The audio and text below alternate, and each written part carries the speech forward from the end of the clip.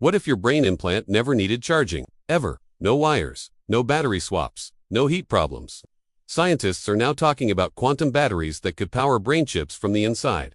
Researchers have proposed a theoretical design where tiny quantum batteries recycle energy inside neural implants. These batteries use quantum effects. They recycle energy instead of wasting it. So, how does recycling energy at the quantum level actually work? Imagine a tiny closed-loop system right inside the implant. In a normal battery, when energy is used, a lot of it escapes as useless heat. It's like having a leaky bucket chewer constantly losing water. But in these proposed quantum batteries, the energy isn't just spent and lost. Instead, the system is designed to capture and reuse the energy that would normally be wasted. It's more like a circular fountain than a leaky bucket. The energy flows, does its job powering the neural chip, and then is guided back into the system to be used again. This continuous cycle is incredibly efficient.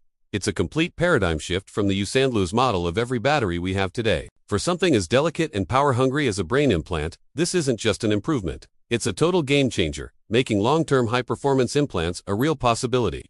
They reduce heat by up to 40%. They can fit 500% more qubits in the same space. Small device, massive power.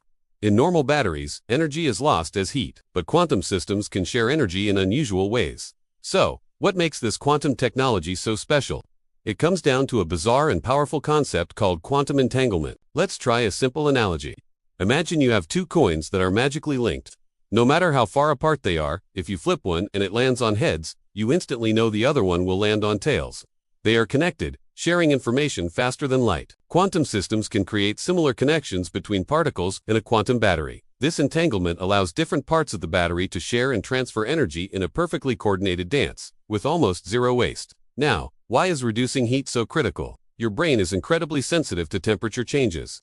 Even a tiny increase can damage delicate neural tissue. Current implants have to be very low-powered to avoid overheating, which limits what they can do. By cutting heat by up to 40%, quantum batteries remove this dangerous bottleneck. They allow for powerful processors to run safely inside your skull, something that's currently science fiction. Quantum entanglement. Better energy efficiency. Less overheating, very important for brain implants if this works in real life. Brain-computer interfaces could become permanent. Let's really think about what this means for brain-computer interfaces, or BCs. Right now, the most advanced BCs are still clunky. They either require wires coming out of the head, connected to an external power source, or they use wireless charging that requires you to stay near a charger. Then there are battery-powered implants that demand risky surgeries every few years just to replace them. It's a huge barrier. But with a self-sustaining quantum battery, the entire system could be fully sealed and integrated into the body forever. It becomes a true part of you. The leap is like going from the very first brick-sized mobile phones that needed a car battery to a sleek smartphone that charges itself from the air. This would make BCs not just an accessory for the disabled, but a seamless, permanent upgrade for anyone. No more external charging devices. No surgical battery replacements. Fully integrated AI augmentation. This could allow human brains to connect directly with advanced AI systems. Enhanced memory. How could this truly change what it means to be human? The medical applications are staggering. For someone with paralysis, a permanent BCI could mean regaining control of their limbs through a robotic exoskeleton, powered by their own thoughts. For degenerative diseases like Alzheimer's, an implant could create a stable backup of memories, slowing or even halting the loss of self. Beyond medicine, imagine having a cognitive coprocessor. You could learn a new language in days, instantly recall any fact, or design complex 3D models just by thinking about them. But this power brings huge ethical questions. If this tech is expensive, does it create a new class of superintelligent elites? What happens to your personal data when your brain is connected to a network? Could your thoughts be hacked? Who gets to decide what is a therapeutic use versus an enhancement? We're talking about a technology that could fundamentally alter our species, and we need to have these conversations now, before it's a reality. Faster learning, real-time AI assistance, medical uses, paralysis, memory disorders.